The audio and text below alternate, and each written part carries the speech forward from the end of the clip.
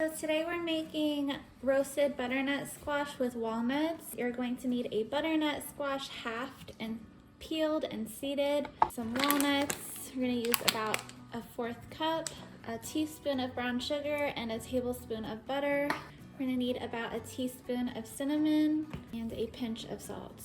Once you have the butternut squash halved and seeded, you're going to place 2 chopsticks right next to the butternut squash, and you're gonna cut it into really thin slices. And the reason for the chopsticks is because you don't want to cut it all the way through. So you're gonna take a really sharp knife and just cut it like that, and it doesn't go all the way through because of the chopsticks, so it kind of fans out a little bit. So now that we have our butternut squash sliced, we're gonna put it in a pan. And we're going to melt the brown sugar and butter. Okay, now that the butter is melted, we're gonna mix it around a little bit. Cinnamon, salt. Kind of spoon this mixture over the butternut squash.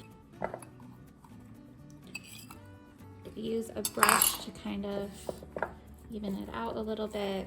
1/4 cup of walnuts, and we're gonna kind of crush them a little bit and